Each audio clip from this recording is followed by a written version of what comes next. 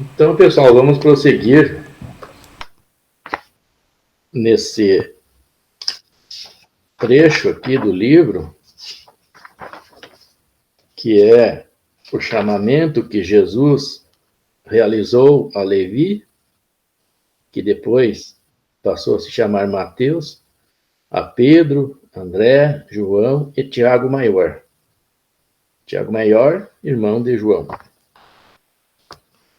Gostaria de pedir, então, para o Paulo iniciar a leitura para nós.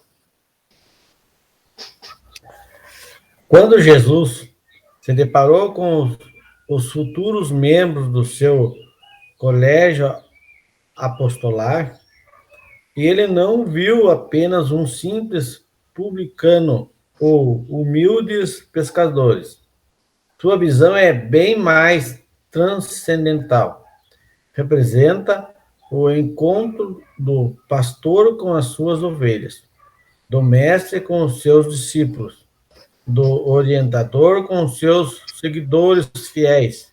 Entretanto, é oportuno lembrar que, mesmo contando com o auxílio de tão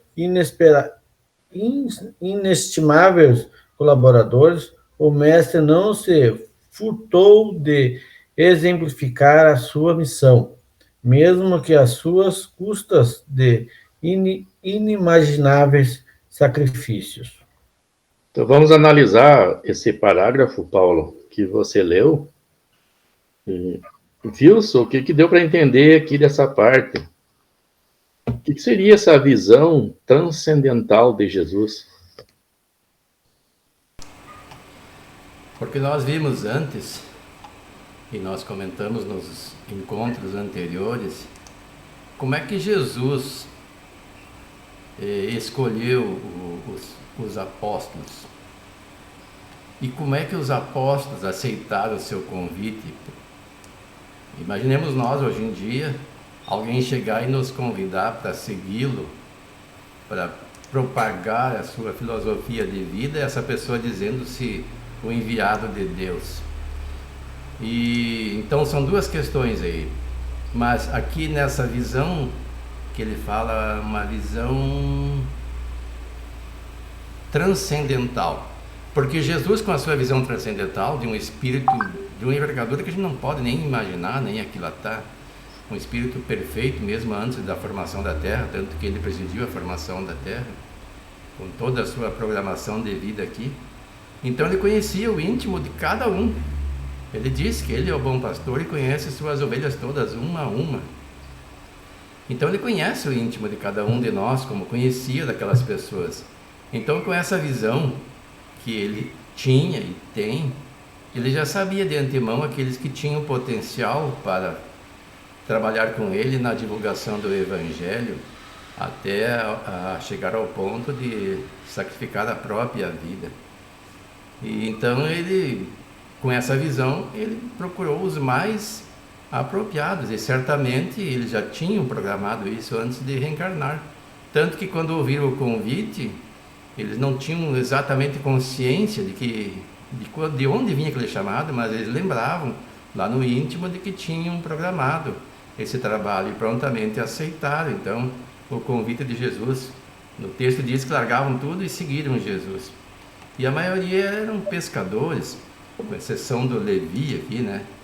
Eram pessoas simples, numa visão da sociedade da época, pessoas sem muita importância, mas Jesus conhecia todo o potencial deles, a fibra deles e a capacidade de trabalhar como os apóstolos dele mesmo. Paulo, aqui o texto fala assim que, mesmo contando com o auxílio de tão inestimáveis colaboradores, o mestre não se furtou de exemplificar a sua missão, mesmo que às custas de inimagináveis sacrifícios. Que tipo de líder missionário era Jesus? Que nós podemos interpretar com esse texto e conhecendo a sua trajetória aqui na Terra. Jesus, na minha visão, era o líder É o líder perfeito, é o líder, o modelo de líder que deveria se instalar na Terra para todos os campos. Ele contava com, ele quis dizer que ele contava com seus fiéis, mas ele não abriria mão de contribuir com o seu trabalho e ele ia continuar com sua missão, mesmo com as dificuldades que ele ia encontrar, o sacrifício que ele teria que fazer para continuar do lado desses fiéis, trabalhadores que iam auxiliá-lo. Podemos então entender que Jesus não era o líder que mandava os seus seguidores, né, cumprir a missão e ele ficava na retaguarda só observando. Ele ia na frente, né, dando o exemplo, exemplificando a sua missão. E, inclusive, ele já tinha, assim, através de sua capacidade de presciência, né, já tinha conhecimento que ele iria sofrer o martírio na cruz. E mesmo assim não arrefeceu, né? Não se furtou a este sacrifício, como diz aqui, né? Inimaginável sacrifício, para que exemplificasse para toda a humanidade que cada um deve carregar a sua cruz tal qual ele carregou, né? E hoje em dia, que tipo de líder nós podemos encontrar, Wilson? São líderes que seguem esse modelo? Depende da área. Na política é difícil. A gente encontra isso com raros exemplos em alguns movimentos filosóficos ou religiosos. Nós tivemos na Índia, recentemente, Sai Baba. Antes dele, Gandhi. No movimento cristão, Francisco de Assis, entre outros, Madre Teresa, Irmã Dulce, que foram líderes, mas não no sentido de mandar os outros fazer, fazendo a sua parte. Aqui no movimento espírita, Francisco Cândido Xavier, Bezerra de Menezes, Francisco Spinelli, e tantos outros, agora ainda encarnado, Divaldo Franco, esse que é juiz, como é que é o nome dele? Haroldo Dutra Dias, né? Então tem o próprio... Pô, tô com a memória ruim hoje. Esse que teve um acidente vascular cerebral. Raul Teixeira? Raul Teixeira, pois é.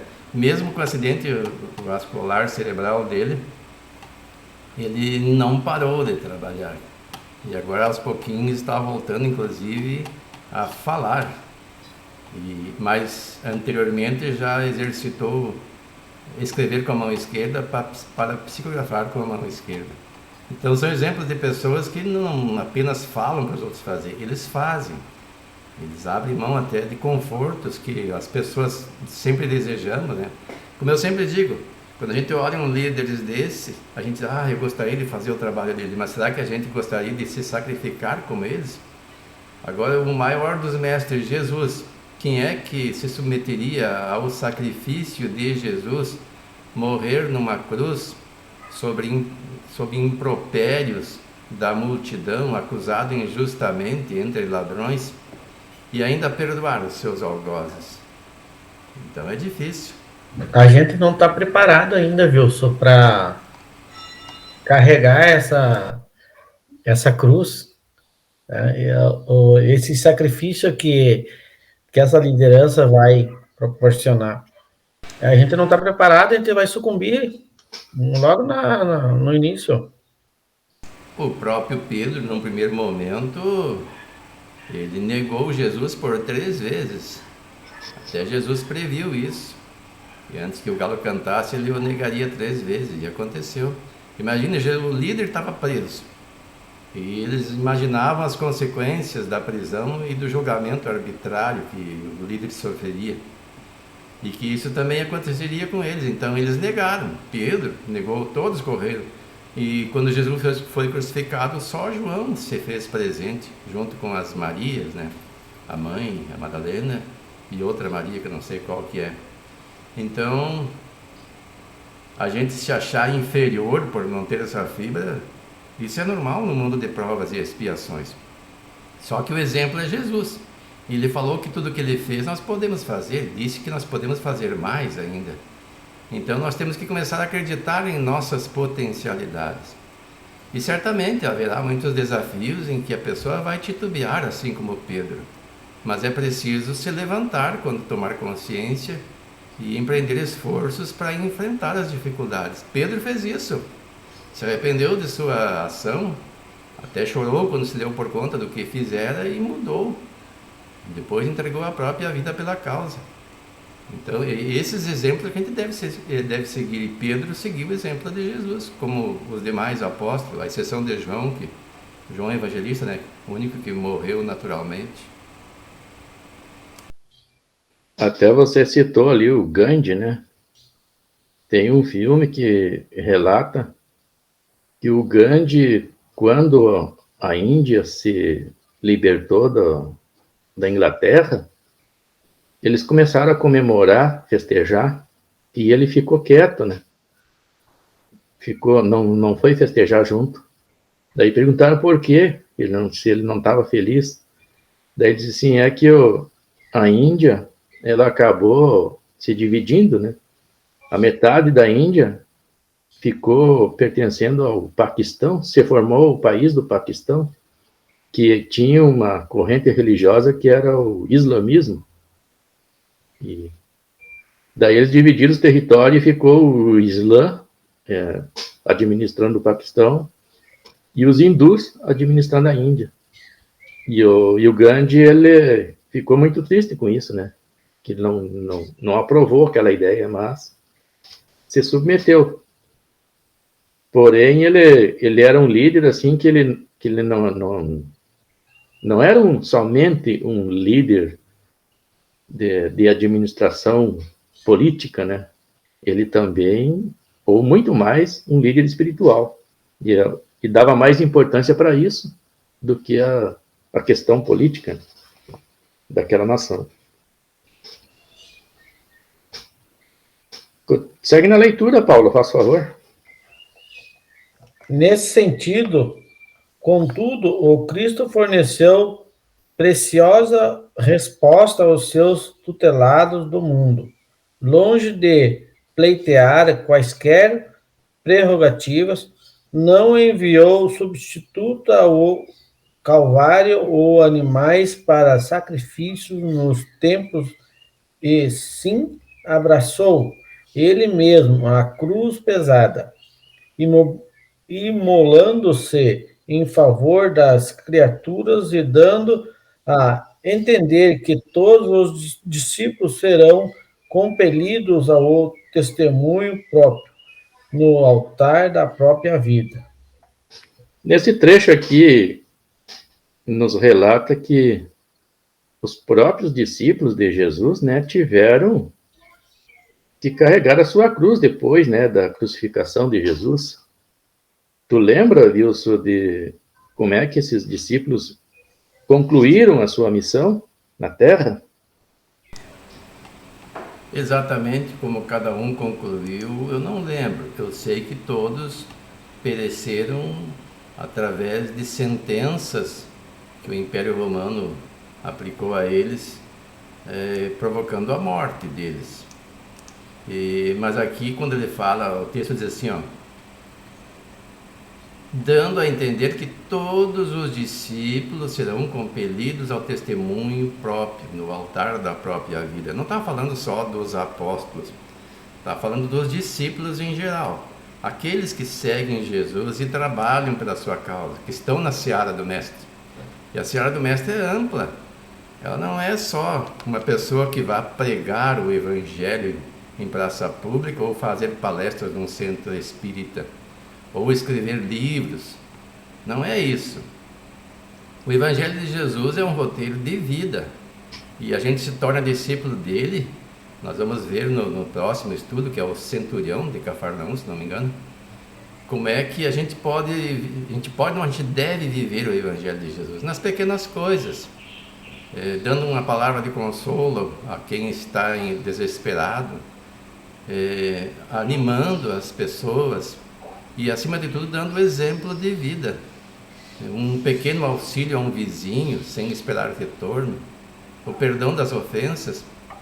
Esses são os testemunhos que nós podemos dar no altar da própria vida. Diante das contrariedades também, como é que nós reagimos?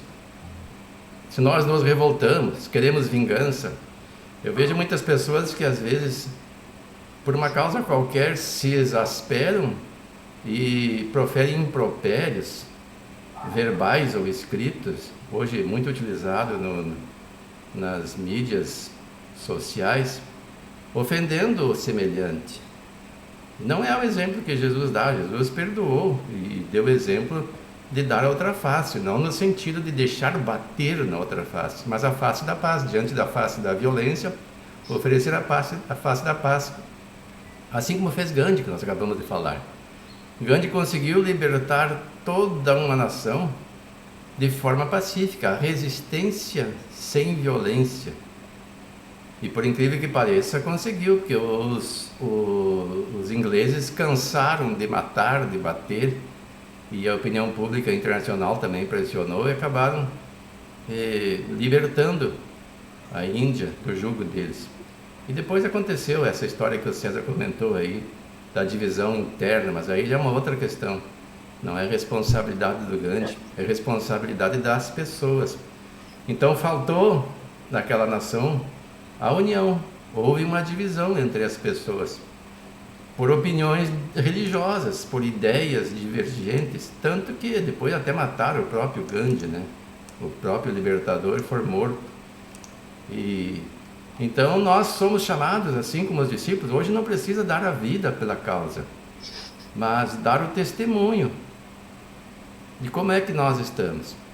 Se nós nos dizemos cristãos, e notadamente os espíritas cristãos, alguns dizem que dizer espírita cristão é uma redundância, mas tem espírita que às vezes não age conforme a doutrina do Cristo. A pessoa diz que é espírita porque acredita naquilo que o espiritismo divulga, mas não introjeta.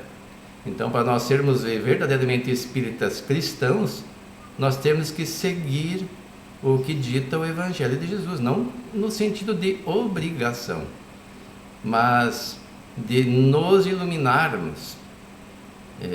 Jesus nos conclama a acender a nossa luz e diz que somos o sal da terra. Então nós precisamos nos iluminarmos com o seu Evangelho. Ele é um roteiro de luz. E quando nós aprendermos a vivenciar o seu Evangelho e sentirmos os benefícios que esse tipo de vida nos traz, então nós estaremos dando testemunho, o nosso exemplo, como diz aqui, no altar da própria vida, volto a repetir. E o que dá para entender, Paulo, desta frase final aqui, que todos os seguidores de Jesus, os discípulos, estão destinados ao sofrimento? Não seria assim um entendimento que provocaria um desânimo para aqueles que querem seguir neste caminho? Se tu pensar por esse lado, pode pensar que seja um desânimo, mas eu acho que não. Eu acho que nós temos que pensar assim, ó, todo o seguidor de Jesus, quando começa a se inteirar e fazer sua reforma íntima, que é a principal, ele começa a abrir mão de muitas coisas, e muitas coisas começam a acontecer para desafiar, e isso começa a transformar uma dificuldade para ele. E também tem que você se melhorando, as equipes que não querem que você cresça, a equipe espiritual, certamente provocarão, te desafiarão e você encontrar dificuldades. Aí, eu acho que entra essa parte que nós encontraremos desafios na vida. No Evangelho do Lar de hoje nós comentávamos, aí houve um comentário no sentido de que certas coisas são para, não foram essas palavras, mas a ideia é que só certos espíritos são capazes de fazer. E aí eu pensei, o que nós não entendemos ainda, nós entendemos aqui como ele fala aqui, testemunho, ao testemunho próprio no altar da própria vida. Testemunho não quer dizer sofrimento, mas quer dizer que a pessoa introjetou o Evangelho de Jesus. E quando nós olhamos coisas que não nos sentimos capazes de fazer, por exemplo, enfrentar uma ofensa, ou alguém que faça alguma coisa que os nossos princípios não aceitam e que nos chocam, e não nos revoltarmos com isso, entendermos que o melhor é orientar a pessoa de uma forma mais diplomática possível, e que o que a gente vai fazer agindo de uma forma diferente é se desequilibrar, gerar energias que vai fazer mal para a gente, talvez até para a própria pessoa a quem nós direcionamos ou não, que os espíritos que conseguem contornar isso, na verdade são espíritos que estão em paz, são espíritos felizes relativamente falando, não é uma felicidade absoluta, mas eles não têm diante das situações, dos estímulos da vida a mesma reação que nós temos. Eles compreendem melhor e agem, não reagem. Nós ainda agimos muito por instinto ou reagimos por instinto. Às vezes não pensamos bem, não amadurecemos a ideia. Nós aprendemos lá que é preciso perdoar, que é preciso amar o inimigo, mas na hora da prática, tudo isso é esquecido. E aí é que está a hora do testemunho. Perdoar as pessoas e procurar amar. Não é tão fácil. Como é que se ama o inimigo? O Evangelho segundo o Espiritismo diz que não é dar no coração o mesmo lugar que tem para uma pessoa querida, uma pessoa próxima em pensamento e atos, mas é não revidar, não desejar o mal, nem se alegrar com a desgraça daquela pessoa que é nosso inimigo. E estender o perdão, né? Se a pessoa não quiser aceitar o perdão, não quiser nos perdoar, se for o entendimento dela, aí é uma coisa da consciência dela. Agora a pessoa que perdoa se liberta. E a que não perdoa, ela vincula-se ao seu adversário num campo energético extremamente deletério para ambas as pessoas. E aquele que fica fora desse padrão vibratório está bem consigo mesmo. Agora os outros que dizem assim, eu não tenho sangue de barata, essas pessoas são afetadas por qualquer contrariedade e vivem sobressaltadas, vivem em desarmonia, acarretando sérias consequências para a saúde física, inclusive a saúde mental. E essa cruz aí que, conforme o texto, vai levar os seguidores de Jesus ao próprio testemunho, ela existe em decorrência da missão que é abraçada, ou ela existe em decorrência de expiações ou provações do passado? É para eu responder? Qualquer um. Bom, a cruz de Jesus não foi uma cruz decorrente da lei de causa e efeito.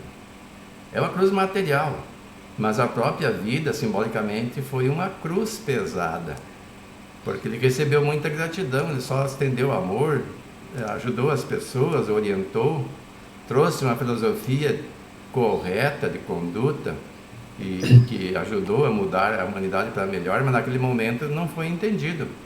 E ele veio com uma missão de nos auxiliar. Agora a cruz nossa não é uma cruz decorrente, a maioria pelo menos, de uma missão, a não ser os missionários que vêm para a Terra, né? Alguns espíritos de escola. A nossa cruz, para a maioria de nós, quase totalidade de nós, é decorrente dos nossos erros, das nossas imperfeições. Eu falava há pouco que as pessoas temos dificuldade de aceitar a ideia do perdão, de aceitar a ideia da tolerância, de aceitar a ideia de amar o inimigo. Essa é a nossa cruz. Nós temos que carregá-la e nós vamos nos libertar dela quando aprendermos a fazer o que Jesus nos orientou a fazer e seguir o exemplo dele. Então a gente vai estar livre desse peso que é a cruz das nossas imperfeições. Eu acho que o desenvolvimento, o nosso desenvolvimento é a nossa maior missão. Vocês estavam falando de missão. Qual a nossa missão? A maior missão nossa é nós se desenvolver. Desenvolver para poder chegar nesse nível que o Wilson comenta, de perdoar o nosso semelhante, ou entender ele sem nos machucar. Eu noto que hoje as pessoas elas têm uma forte preocupação em dar testemunho do seu ideal que pensa positivo. Se eu tenho certeza que que o meu ideal é positivo, não precisa eu me preocupar com o que os outros vão pensar. Acontece muito dentro das empresas de procurar se justificar e parece que um ataque. Não, se o meu ideal é positivo, é lógico que vai ter contrariedade. Não precisa me preocupar, o tempo vai mostrar que eu estava certo. Nós temos uma enorme dificuldade em nos libertarmos das ilusões mentais, né? Essa é uma dificuldade muito grande.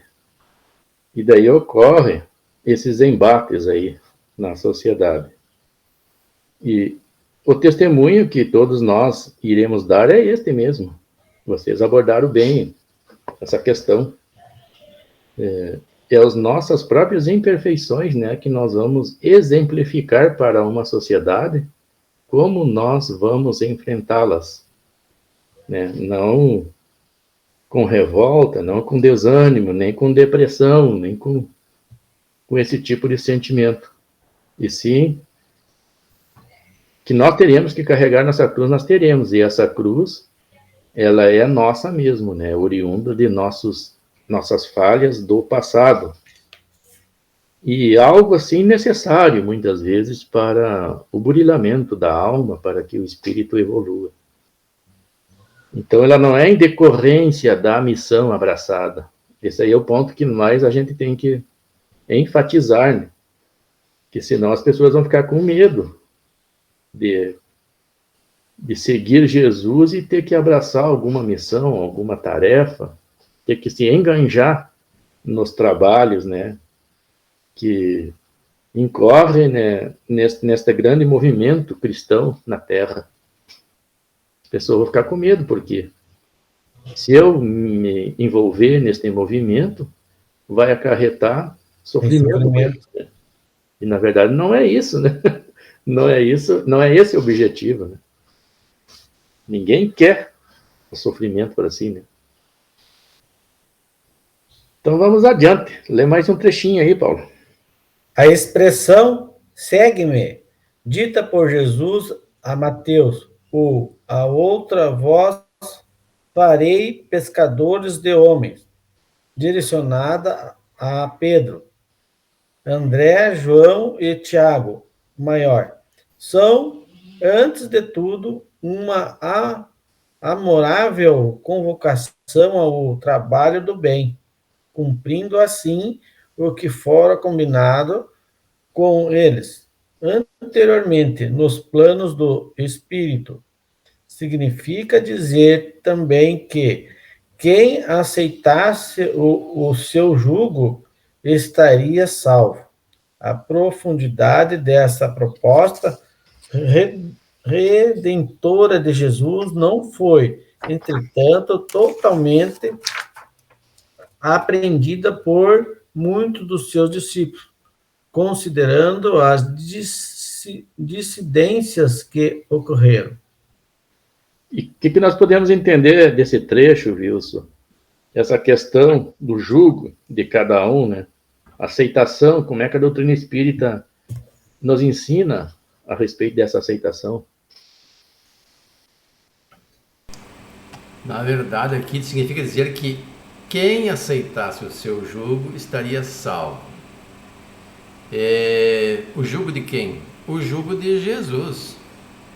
O meu fardo é leve e o meu jugo é suave, dizer.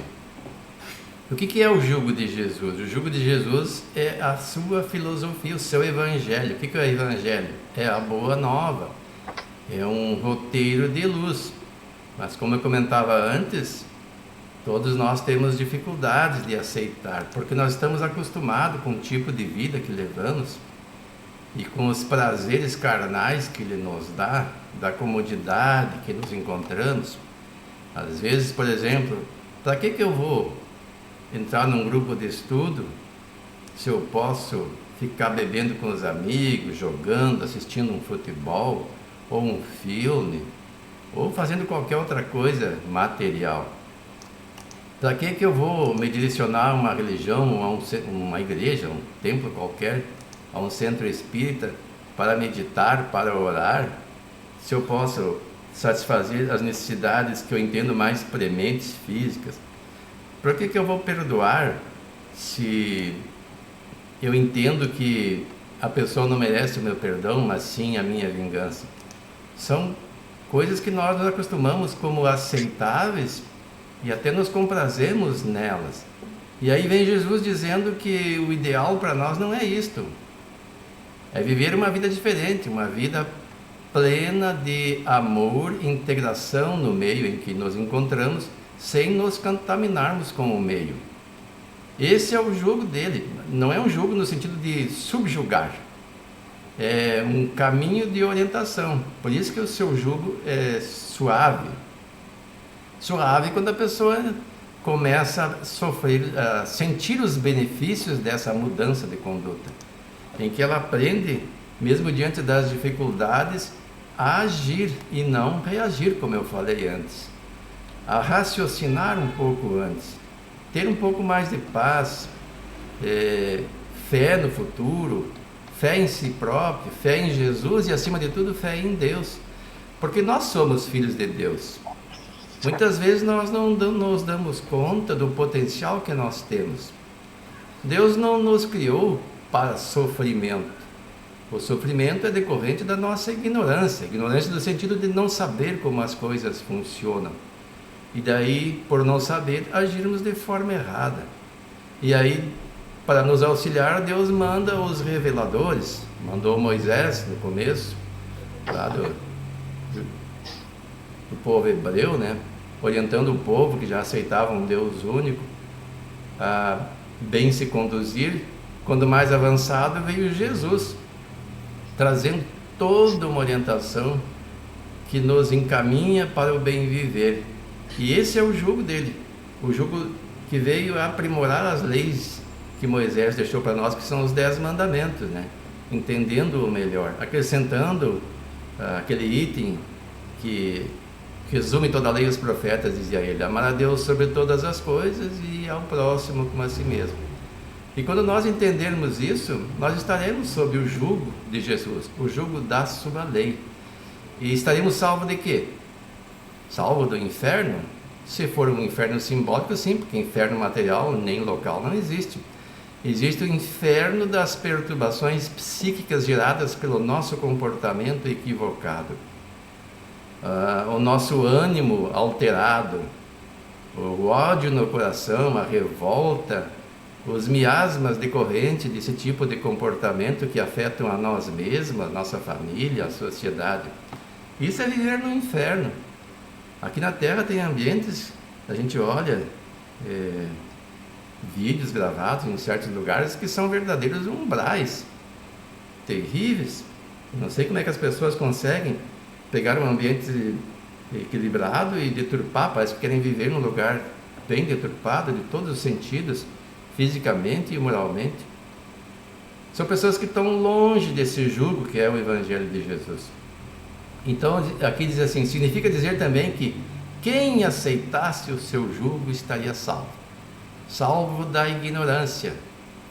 Então a pessoa se liberta da ignorância, se liberta de um comportamento que até então só causava prejuízo a si e aos demais, e passa a viver, pelo menos pessoalmente, bem melhor. E pelo seu exemplo, outros poderão segui-lo ou não, mas geralmente seguem. E a sociedade aos poucos se melhora. E o ambiente se melhora. A propósito, nós estamos numa fase derradeira de transformação do planeta para um mundo de regeneração, conforme as obras básicas da doutrina espírita. Isso começou lá no advento já do Espiritismo, há mais de 150 anos. E agora está bastante acelerado. Estão nascendo entre nós espíritos de grande envergadura em todos os campos da atividade humana. E esses aí farão a diferença. Eles começam já a influenciar as novas gerações a um comportamento diferente. Já não têm os preconceitos que nós tínhamos, aceitam as diferenças sem a resistência que nós apresentávamos, e nós inclusive estamos aprendendo com eles. Observando como eles interagem entre si, como vivem em paz, nós estamos olhando que é bem melhor viver. E vou dizer para vocês, a maioria não é pessoa religiosa. Acredito que eles tenham tido contato com a filosofia do Cristo já em outras encarnações. E até o momento, por não acharem referenciais que os auxiliem, ainda grande parte deles não entraram no movimento cristão. Mas quando compreenderem verdadeiramente o Evangelho de Jesus, pelo comportamento que tem, tenho certeza que aceitarão e vivenciarão esse jugo suave que liberta, que salva. Muito bem, então ficou compreendido o que significa, qual o jugo, né? Eu, no primeiro momento, entendi que seria o jugo de cada um, né? Mas é o jugo de Jesus que precisa ser aceito, né? Para que o nosso jugo se torne leve e nós consigamos seguir nessa jornada evolutiva, vencendo as nossas imperfeições, né? As imperfeições é que traduzem em más ações e resultam em sofrimento. Quando Jesus dizia assim, na vida tereis aflições, né? E qual é a origem dessas aflições? É as imperfeições. Todas as imperfeições geram aflições. Às vezes, de forma mais sutil, podemos entender. E as nossas imperfeições nos colocam na condição de adequados a viver num mundo de imperfeição. Os iguais se atraem. Às vezes a gente se revolta com o comportamento de irmãos nossos que nós entendemos atrasados ou causadores de perturbação para a sociedade. Mas nós estamos aqui porque nós não somos muito diferentes deles.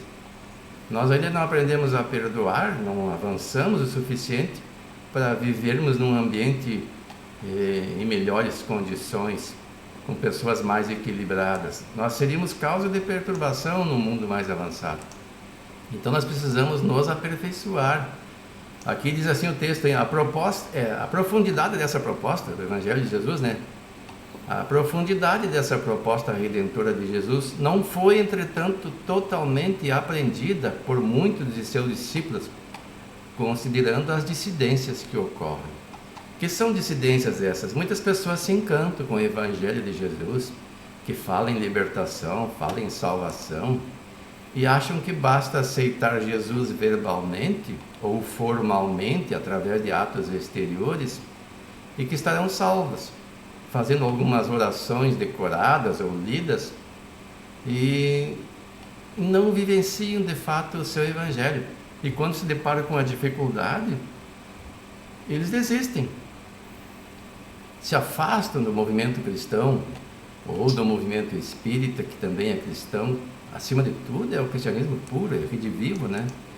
Ou de outras filosofias de vida que conduzem a pessoa ao equilíbrio, e voltam ao que era antes. Alguém poderá dizer, então, eles retrogradam? Não, eu já falei muitas vezes, eu fiz a seguinte reflexão: ninguém regride, ninguém retrograda. O livro dos Espíritos diz que os Espíritos não regridem, no máximo estacionam. O que acontece é que essas pessoas, nós estamos lutando contra as nossas imperfeições. Nós temos o que eu sempre falo, chamamos de autocrítica. Eu penso antes de fazer alguma coisa e analiso, isso é bom ou isso é ruim? A minha consciência me ajuda nesse processo. Enquanto eu estou lutando contra minhas imperfeições, eu escolho o melhor, mas não porque aquilo já faz parte do meu vivenciar. Eu estou lutando contra a inclinação. Eu ainda tenho a tendência a fazer as coisas erradas. Eu só não terei tendência a fazer as coisas erradas quando o bem proceder fizer parte da minha vida.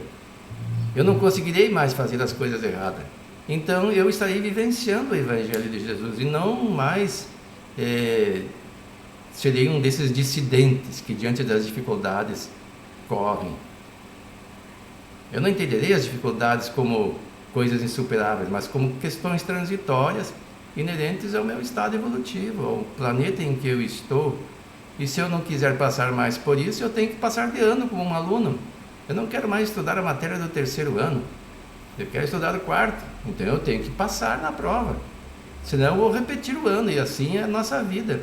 Nós, enquanto não avançarmos para um nível de um espírito tipo Bezerra de Menezes, vamos ter que reencarnar na Terra.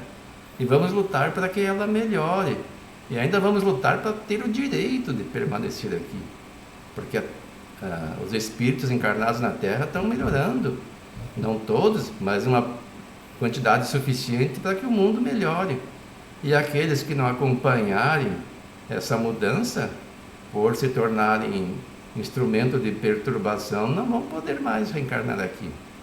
Então é preciso nós vivenciarmos mais o amor do que o desamor. E aprendermos o que é de fato o amor. Porque muitas vezes a gente vive o pseudo-amor. Então é preciso entender. E aí depende de uma reflexão que aqui não temos tempo suficiente para análise. Quem sabe um dia façamos um estudo a esse respeito, para nós entendermos como é que nós podemos fazer isso. E quando nós vivermos mais o amor que o desamor, fizermos mais o bem do que o mal, então nós estaremos aptos a viver nesse mundo de regeneração que já se avizinha. Porque tecnologia, recursos, olha, nós temos muitos. Hoje em dia não é necessário mais o trabalho pesado em demasia como era há pouco tempo. O próprio Paulo aí pode dizer, né? Trabalha numa fábrica aqui de Santo Ângelo que é de fundição, lá tudo é mecanizado, automatizado, né, Paulo? Ah, sim.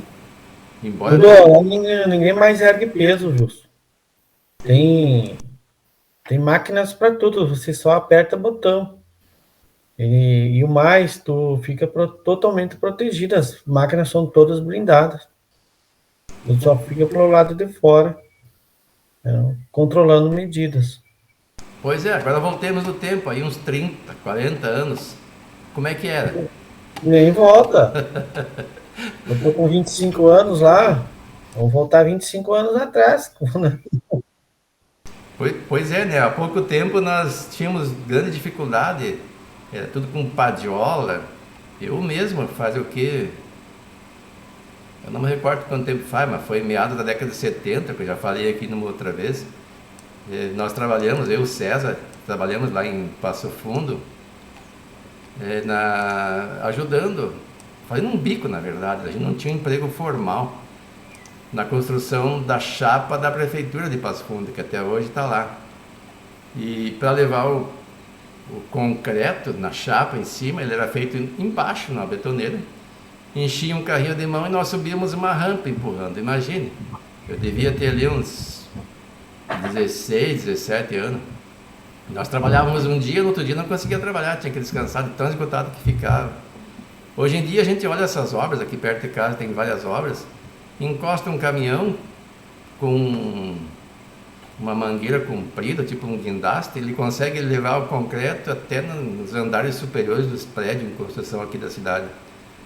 A pessoa não faz esforço, é tudo máquina. Isso aí já são mecanismos que possibilitam uma vida melhor. Ainda não é um mundo de regeneração, porque nós temos ainda muito egoísmo na sociedade, alimentado por nós próprios. Cada um pensa em si e não pensa no todo. E a pessoa só pensa em usufruir e não pensa que esses recursos devem ser estendidos a todos os irmãos nossos, dando possibilidade de que as pessoas tenham acesso, através do seu trabalho, através da sua educação, elas consigam aquilo que nós já conseguimos, aqueles que estamos um pouco melhor, que estamos empregados. E isso aí, em breve vai ser assim.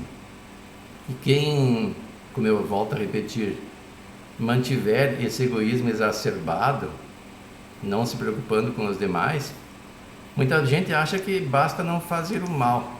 O Livro dos Espíritos diz que não, que nós precisamos fazer o bem também, na medida do possível, porque seremos responsabilizados pelo mal que advier do bem que nós deixarmos de fazer. Existem várias possibilidades de fazer o bem. Não precisa grandes coisas. As mínimas coisas, quando nós vermos uma oportunidade, fazermos. Tu está caminhando numa rua, vê um prego que pode furar um pneu, recolhe aquele prego, coloca num lugar que não vai passar nenhum veículo por cima. Isso são coisas simples que o pessoal pode fazer. E todo mundo agindo de maneira correta, a sociedade se torna melhor.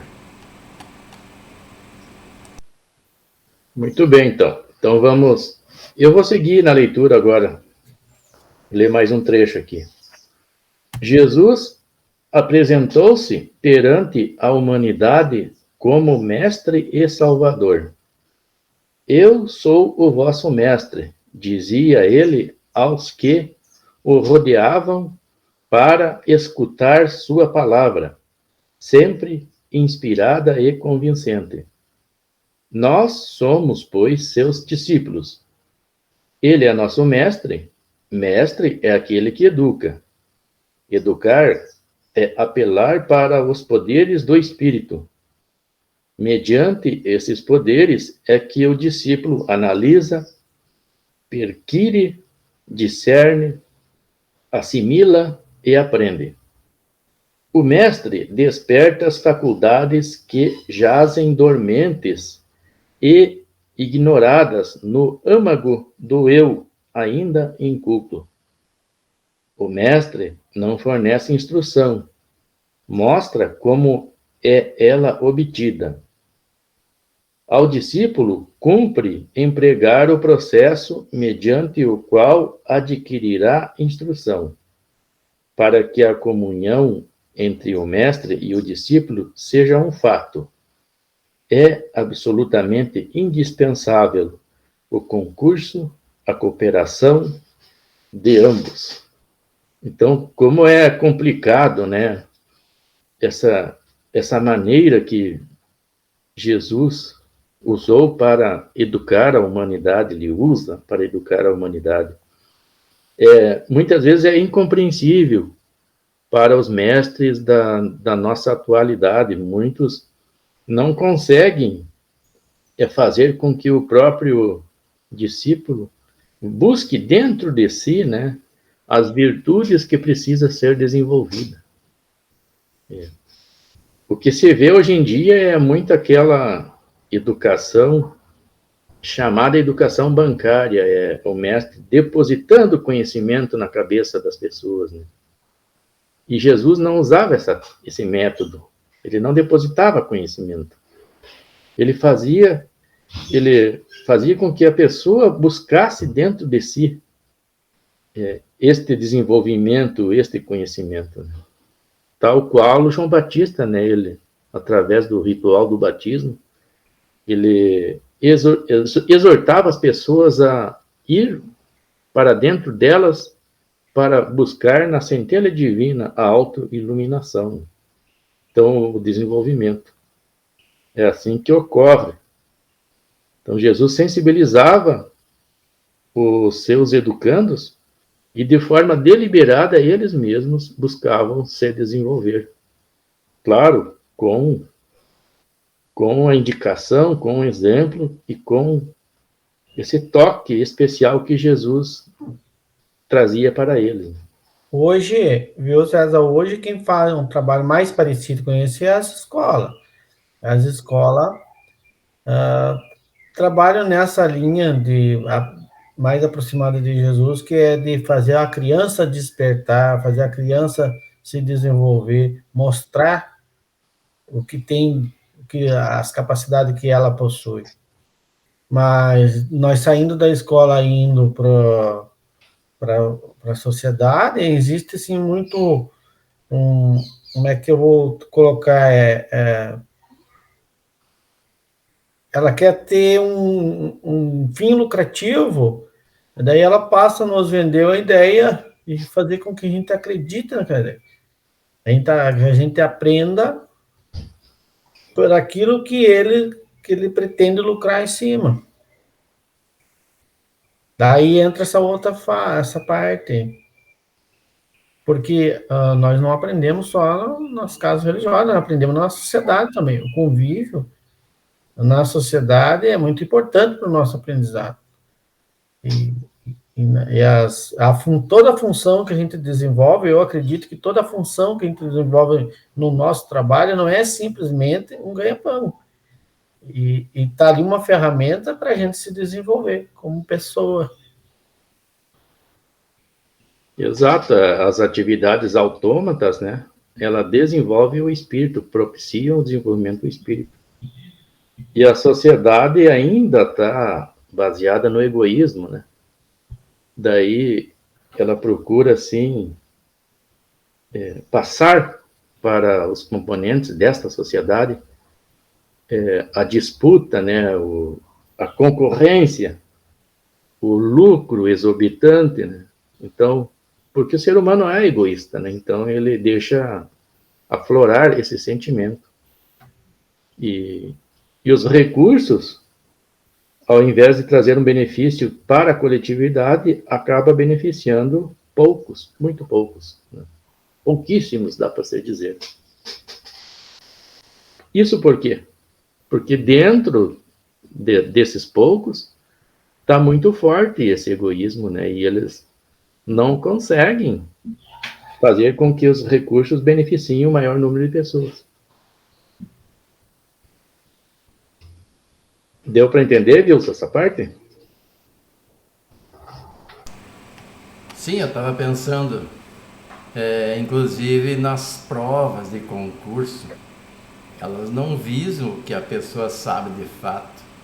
Do jeito que elas são feitas, elas apenas são realizadas para ver se a pessoa não cai em pegadinhas, se a pessoa decorou fórmulas, decorou textos. A própria faculdade ainda tem uma certa dificuldade em avaliar a capacidade de aprendizado do aluno. Eu sempre fui avesso à prova sem consulta. Eu me formei em Direito e ainda é assim, né? As provas a pessoa não pode consultar. Daí eu sempre pensava comigo, mas um profissional, um advogado, quando ele vai fazer uma peça, uma petição inicial ou uma defesa do seu cliente, ele não vai fazer consulta? Claro que vai. O que a pessoa tem que saber é onde encontrar as respostas ou os mecanismos para defender ou buscar o direito do seu cliente. E aqui diz assim, o mestre desperta as faculdades que jazem dormentes e ignoradas no âmago do eu ainda inculto. O mestre não fornece instrução, mostra como ela é obtida. Jesus sempre fazia perguntas, ele não fazia uma resposta direta, e ele não dizia, faça isso, faça aquilo. Por exemplo, quando perguntados se deveriam apedrejar a mulher adúltera, para começar, ele não deu resposta imediata, começou a escrever no chão. Como insistisse, ele perguntou não, ele determinou, atire a primeira pedra quem tiver sem pecado. Isso induziu as pessoas a fazer uma autoanálise.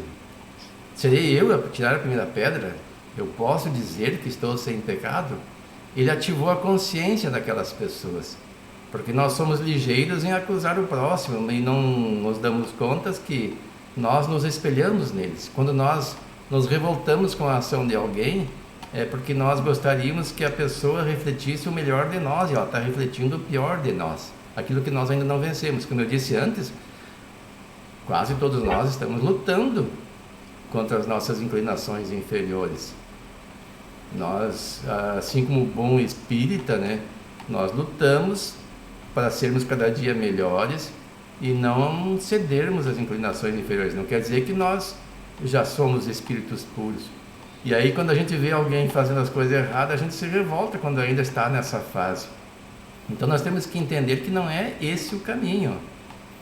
Quando Jesus perguntou a quem tiver sem pecado, perguntou, não, ele determinou, né? Quem tiver sem pecado atire a primeira pedra, fez com que aquelas pessoas reflexionassem. E nós? Quem de nós está sem pecado para tirar a primeira pedra no outro? Isso não quer dizer que a gente vai ficar quieto diante dos equívocos daqueles que nos lideram e que foram eleitos para conduzir a pessoa, o país, para o caminho melhor, né? Aí a gente tem que se manifestar, mas é uma outra questão. Mas não ficar condenando a torta e a direita. O que eu faria no lugar dessa pessoa? Então é bem difícil, né? A gente não conhece como é que funciona o mecanismo onde é que eles estão inseridos. É fácil para quem está de fora dar palpite, agora para quem está lá dentro é outra história. Tem um ditado chinês antigo que diz assim: antes de julgar alguém, caminhe uma semana sobre suas sandálias. Eu fiquei pensando o que isso quer dizer. Olha, viva a vida dessa pessoa uma semana. Aí você vai ver como é que é. Porque de fora é fácil, né? E é isso que Jesus fazia. Ele fazia a pessoa pensar, descobrir o seu potencial e onde obter recursos para desenvolver o potencial. Muito bem. Continuando então aqui com a leitura, Jesus veio trazer-nos a redenção. Se ele veio nos trazer a redenção, é sinal que nós somos e éramos espíritos endividados, né? A redenção é só para aquele espírito endividado. Então, a maioria das pessoas do planeta Terra estão nesse estágio evolutivo de endividamento. E Jesus tinha esse papel de redentor da humanidade. É por isso nosso Salvador. Essa redenção, a doutrina espírita nos explica que ele não vai abonar todas as faltas do pretérito, né, da humanidade. Ele vai fazer com que a própria humanidade consiga transformar essa parte sombria de sua alma em luzes. Façam esse processo de transformação íntima. Mas só se redime aqueles que amam a liberdade e se esforçam para alcançá-la. O que dá para entender, Paulo? Por que só essas pessoas que conseguem a redenção? Porque é as que trabalham nessa melhora, que se dedicam, ou, em outras palavras, que se rendem ao ensinamento.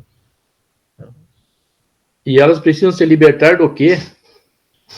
Das próprias amarras, do seu egoísmo, de todo o tipo de imperfeição de si, minha própria, que eu carrego comigo. Vou me libertando delas. No momento que eu me liberto de uma, eu deixo de praticar coisas que eu fazia, ou, digamos, um vício. Eu deixo de ir em determinado lugar porque eu entendi que aquele lugar não é um ambiente legal, coisa e tal. Daí eu paro de provocar energias ou conflitos e passo a gerar um outro ambiente mais saudável. Passo a ficar mais em paz. Pois é usado também a expressão os grilhões da alma, né? E eu vejo, né, em algumas literaturas espíritas, então, grilhões da alma, o que seriam esses grilhões? Você usou a expressão amarras também, é sinônimo, né, de grilhões. E realmente, quando a pessoa consegue vencer um vício, superar um vício, ela se libertou daquele vício, né? Aí ocorre essa libertação. E a doutrina espírita, ela é uma doutrina libertadora, né, nesse sentido. Leva a pessoa a buscar o autoconhecimento e se libertar dessas imperfeições que atrapalham a sua caminhada evolutiva e resultam em sofrimento e aflições. É mais ou menos isso, Wilson? Concordas? Que a gente tá lendo mais adiante explica isso, mas aqui, ó, os que amam a liberdade se esforçam por alcançá-la. Só redime aqueles que amam a liberdade e se esforçam por alcançá-la. Não é a pessoa que já está livre, são as pessoas como nós, que ainda estamos amarrados às viciações. Nós queremos ser livres, mas o que é uma pessoa livre? Pessoa livre é que faz aquilo que lhe apraz de verdade, não aquilo que lhe mantém preso a um certo tipo de comportamento viciado, que não consegue fugir, não consegue mudar e que lhe traz prejuízo a si e às pessoas que com ele convivem, sejam ela a família ou a sociedade. Então essas pessoas são presas. Tem pessoas, por exemplo, que são presas ao poder, presas ao dinheiro. Eu vejo tantos que a gente vê envolvidos em escândalos que têm verdadeiras fortunas.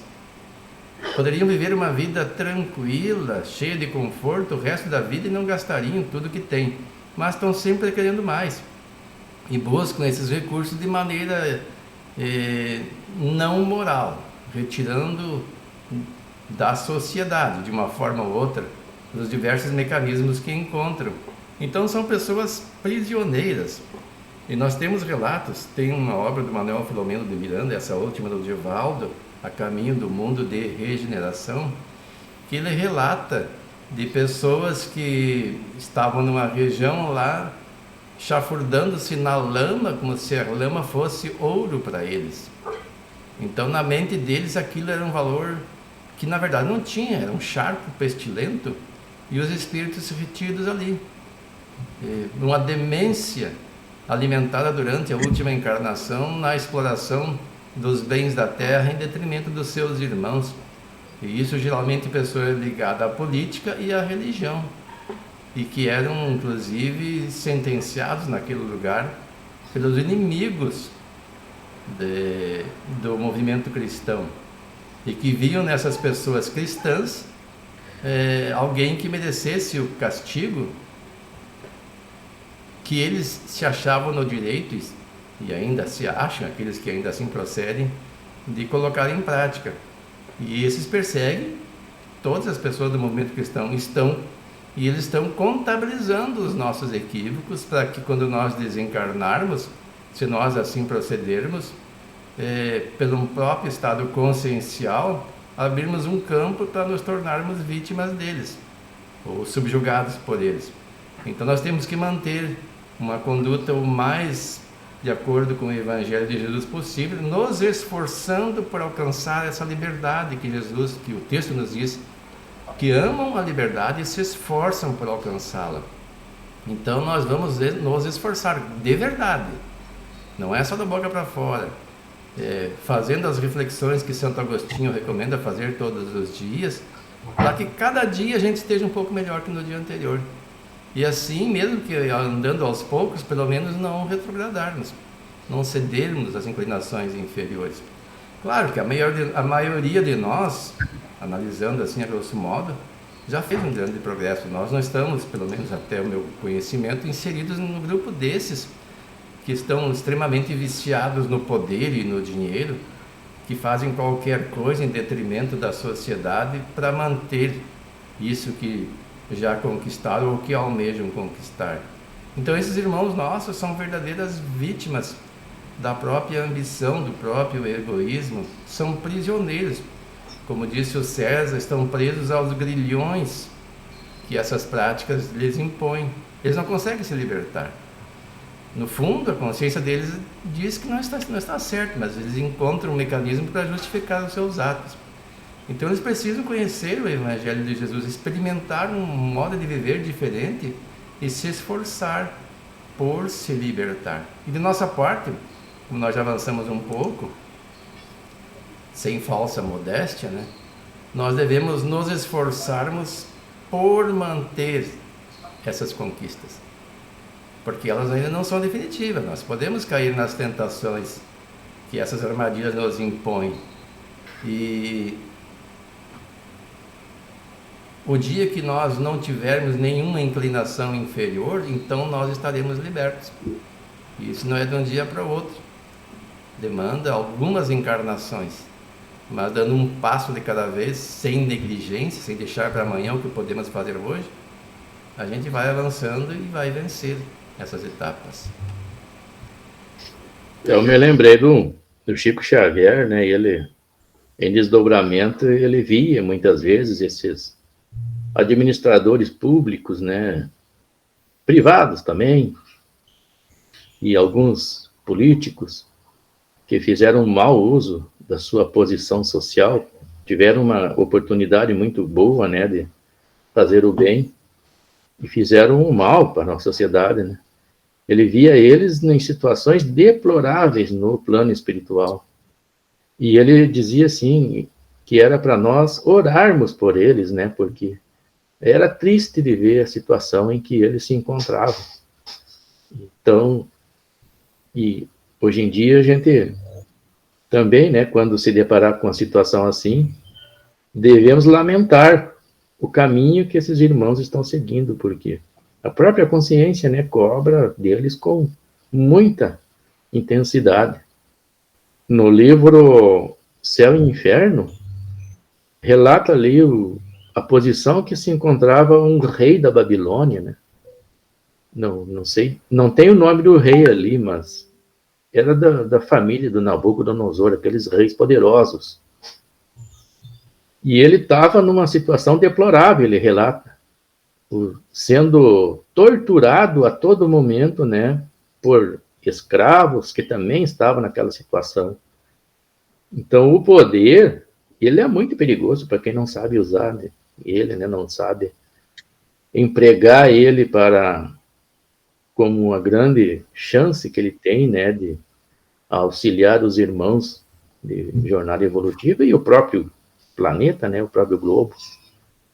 E traz situações, assim, difíceis para esse espírito.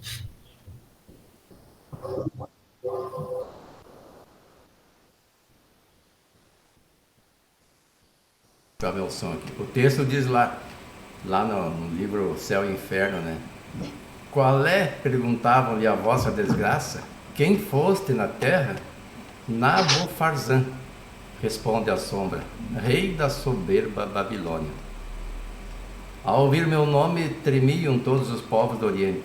Fazia-me adorar pelos babilônios num templo todo de mármore, representado por uma estátua de ouro, a cujos pés se queimavam noite e dia os preciosos perfumes da Etiópia. Jamais alguém ousou contradizer-me, nem de pronto se punido.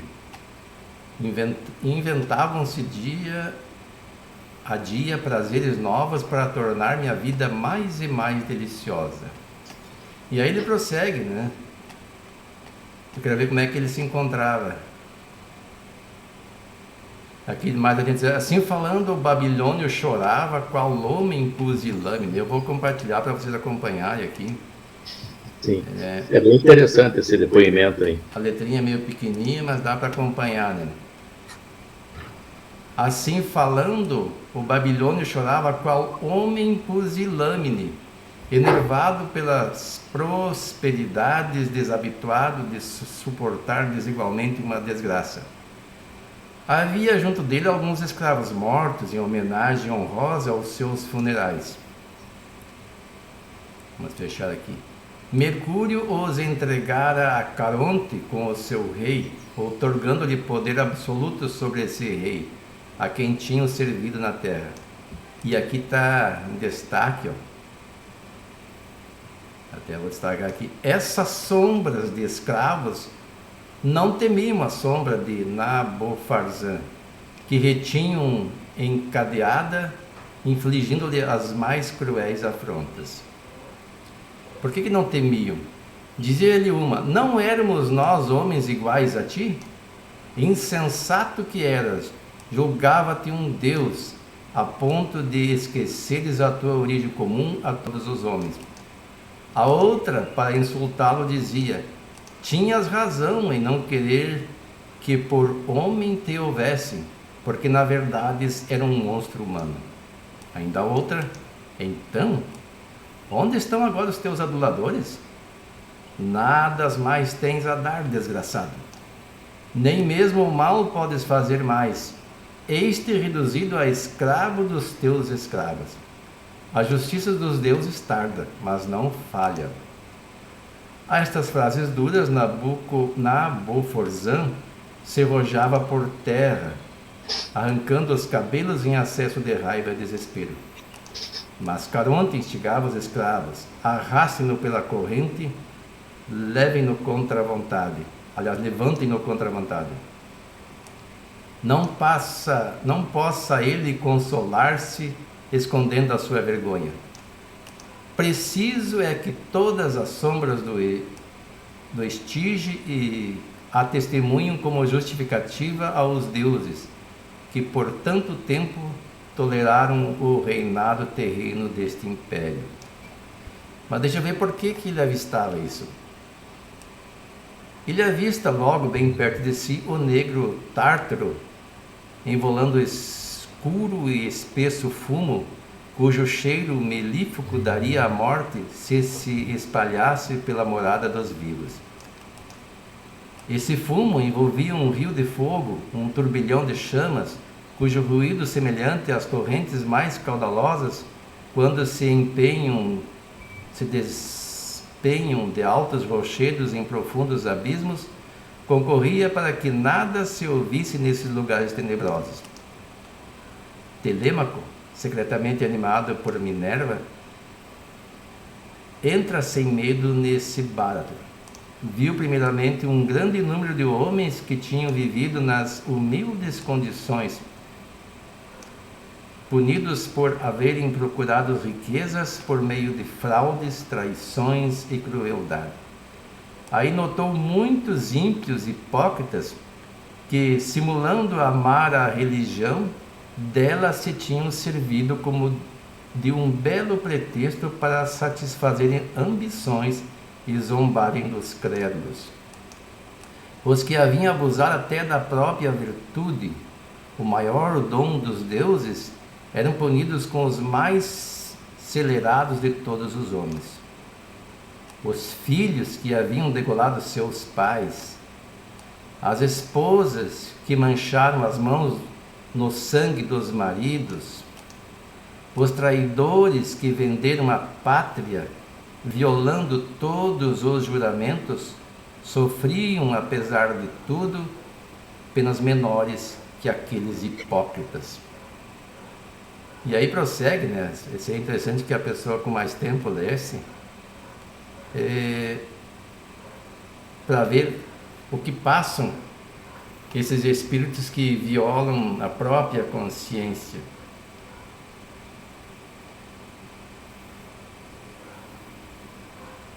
Inclusive, essa parte aí a gente estudou no grupo de sexta-feira e relata que a própria mente dele que criava muitos quadros aí, né, que ele foi submetido.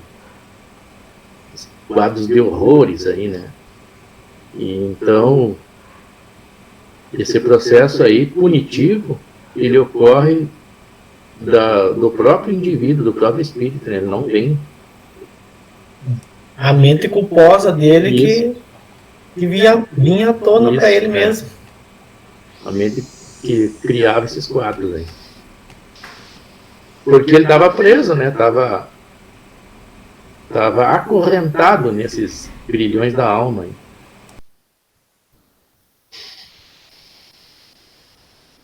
Então vamos ler mais um trecho aqui do livro.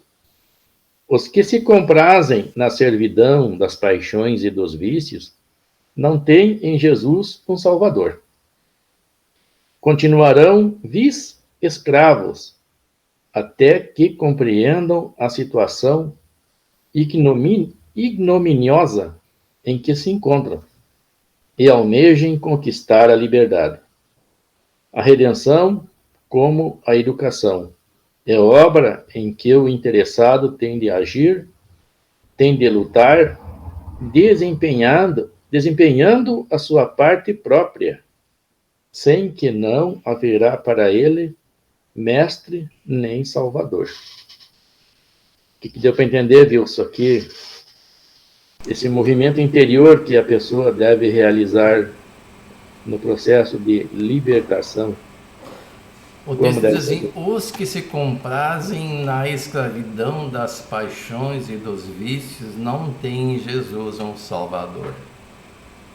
Como eu falei antes, há um grande equívoco na maioria dos cristãos em achar que Jesus é o Salvador da pessoa pelo simples fato de dizer que o aceita como tal e fazer alguns rituais exteriores para externar essa sua aceitação. Não compreendem essas pessoas que a aceitação de Jesus como Salvador é aceitar o seu Evangelho e vivenciá-lo, não aceitar verbalmente, mas introjetá-lo nos seus atos, no bem viver, e deixar de se comprazer na servidão das paixões e dos vícios. As paixões, nós aprendemos nas aulas básicas, elas não são por si más. A paixão decuplica as forças da pessoa, mas é preciso dominá-la. Ela é tal qual um corcel sem controle quando não a dominamos. E quando as paixões são voltadas para os vícios, para os costumes equivocados, nós podemos fazer as coisas totalmente erradas. Então nós precisamos domar, nós temos que nos libertar dessas paixões perniciosas, alimentar as paixões positivas, por exemplo, paixão por uma boa leitura, por uma boa obra, paixão por um ideal construtivo. Isso é positivo.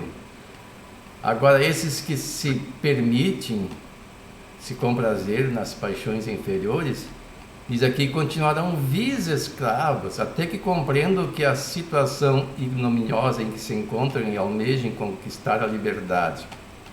A redenção, como a educação, é a obra em que o interessado tem de agir, tem de lutar desempenhando a sua parte própria, sem o que não haverá para ele mestre nem salvador. Então não adianta nós querermos dizer que Jesus é nosso mestre se nós não seguirmos o seu evangelho. É preciso nós mudarmos o modo de agir, vivenciando-o plenamente, e então ele será o nosso mestre, então ele será o nosso salvador. Até então será apenas uma linguagem ou uma expressão sem sentido, dizer que aceitou Jesus sem vivenciar plenamente o seu evangelho. Paulo, tu conseguiu entender também o que significa essa libertação? E aquelas pessoas que fazem o que querem, alimentando as suas paixões interiores, elas se julgam livres, né? Porque não tem leis, não tem nada que possam barrar as suas ações. No que elas estão errando? Qual é o problema delas? Olha, no que elas estão errando, fica até complicado a gente julgar elas. Mas as pessoas que... eu entendo assim, que elas estão desperdiçando um tempo precioso de se aproveitar para o seu bem. Porque as pessoas que se deslivram, é tão bom tu não ter compromisso de horário, compromisso de responsabilidade, e de sair fazendo qualquer coisa que tu acha, ou que eu acho bom para mim. Mas tudo o que eu estou fazendo vai gerar uma consequência. E essa consequência, ela pode ser agressiva para mim. Eu acho que eles estão errando na sua falta de entendimento. Entendeu? Então é para ver como nós nos iludimos facilmente, né? As pessoas pensam que, por não estar submetida a um conjunto de regras, a uma moral, eles são livres, fazem o que querem, mesmo prejudicando outras pessoas. Na verdade, eles estão sendo escravos De si mesmo. Dos próprios sentimentos, né? Porque nós precisamos, né? Porque, por exemplo, tu imagina só se não existisse a lei de trânsito. Mesmo tendo a lei de trânsito, acontecem muitos acidentes que são meio que provocados, acidentes pelas imprudências. Imagina se não tivesse as leis que controlassem. Seria um Deus não nos acuda nós andar no trânsito. Isso é só um exemplo, né? Isso. E se o ser humano desse vazão a esses gigantes da alma, o orgulho, o egoísmo e a vaidade, sem controle nenhum, né? Que uma sociedade civilizada muitas vezes impõe, haveria muito mais dificuldade na nossa caminhada evolutiva, né? Nós atacaríamos uns aos outros, nos investiríamos com o outro, simplesmente alimentando uma vontade interior, né, egoística. E muitos crimes iriam redundar disso, né? Nós não nos importaríamos com a dor alheia.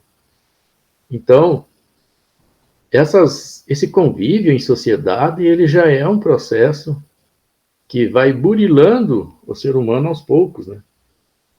A gente parte lá nos tempos primórdios de uma vida de isolamento. E com o crescer, com a evolução, constitui família. Depois passa a viver num grupo maior de pessoas. E cada vez mais vai tendo mais indivíduos para a sua relação pessoal. E isto vai burilando aos poucos o espírito, né? Aí existe conjunto de regras e de normas sociais, né? E de costumes também, bons hábitos de educação, de convivência, que vai nos tornando cada vez mais dóceis, amistosos e amáveis com aqueles que conosco convivem. Então, é um método educativo que Deus se utiliza, né? Excepcional para a humanidade, para todos nós. Faltando 2 minutos para encerrar o nosso horário, então que no próximo sábado nós possamos estar novamente reunidos para a realização de mais um encontro de estudo. Agradeço a presença de todos e não vamos esmorecer, né?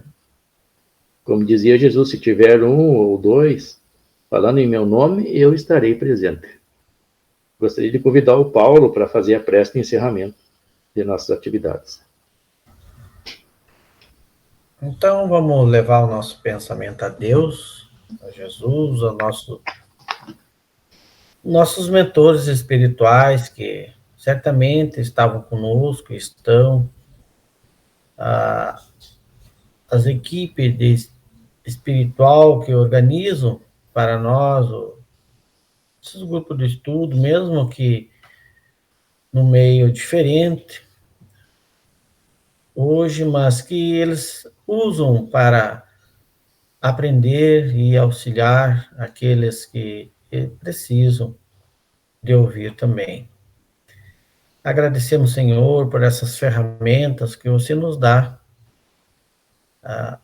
que nos ajuda a esclarecer as nossas dúvidas, trazendo para nós a libertação de um caminho mais seguro, mais suave, para a gente transitar aqui na Terra sem nos agredir, sem provocar sofrimento para nós mesmos e para os outros que convivem conosco. E que nós possa, Jesus, através do estudo, ir despertando para a nossa consciência mais madura e nos tornando pessoas de um ideal mais puro e mais sincero. Te rogamos, Jesus, a tua proteção a todos os nossos familiares encarnados, os desencarnados, que visitam o nosso lar, e que mesmo nós não sentindo, eles nos acolhem, nos vêm em busca do nosso carinho, e que eles possam se sentir acolhidos pelo Evangelho de Jesus. Que você possa visitar com tua equipe de espíritos, benfeitores, todos os hospitais,